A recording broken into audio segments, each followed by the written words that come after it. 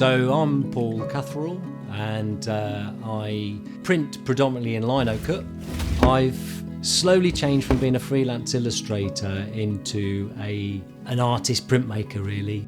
I'm kind of addicted to it, really, and it's something that I suppose I've found out over the years. It kind of suits my mentality, I suppose, or my approach to work. I like the methodical process of it.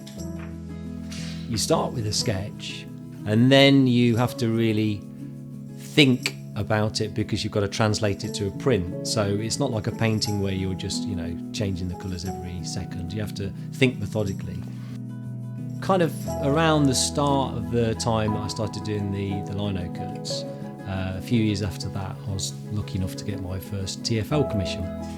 It was one of my dreams to actually get commissioned to a TFL poster anyway. So when I first graduated, I used to drag my illustration portfolio around design companies and advertising agencies. This is before websites and emails as well, so you'd literally have a portfolio in your hand.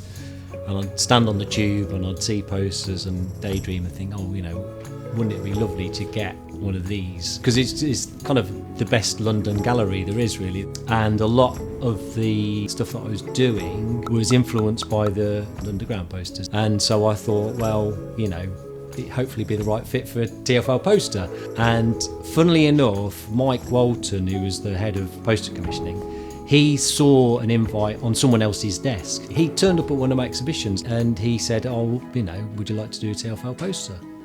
I think I'd had a few drinks because it was one of my early private views, and I probably nearly kissed him and said, of course,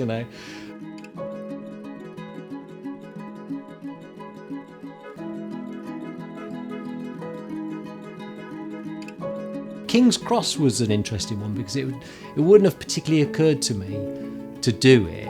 I mean, a lot of the stuff that I do is mainly kind of modernist and brutalist stuff. That's the kind of stuff that I've kind of got a passion for. There was just a lovely light on the front of the building, and it just really lit up the arches, and I just wanted to get that, but I really wanted that flash of red of a bus, almost so you could break it down into abstract forms and just take the colours and the compositional work. Just from the act of printmaking, you see in quite abstract forms because you're thinking in blocks, and I'm thinking block of red in the bottom right is going to jump out, but it's going to kind of hold the composition down. And you can see from the first sketch that I've got the entire bus in, and obviously thought it kind of looked slightly awkward, so I'm kind of driving it off the side. But all the time I'm more or less working out what I can take out rather than what I can put in. And then there's the bit that I kind of like because it's the carving bit, so you transfer the image onto the lino. And I like that process because you can sit there and carve all day and you're concentrating, but you're not like fretting thinking, is that in the right place? It's kind of what I call, down the pit working. So you've done a day's work and you feel like, I've achieved something. This is the block that formed the building. And I printed it in the kind of ochre. And then the darker shadow tone goes on. If you're careful in placing down the bits of lino, you're near enough going to get it in the right place every time. And I say near enough because it's never going to be perfect, because each time you place a block down, it might be 0.5 millimetre out from the time you did last time. And so what it means is that every print is a tiny bit different as well. And then it's onto the printmaking and mixing the colours. And that's a mix of the both, because you're being mechanical, but you're still being creative as well. So I kind of like all those processes together because it has to be quite slow. So it always gives you time to think and analyse the print as you're doing it. And I think that just suits me.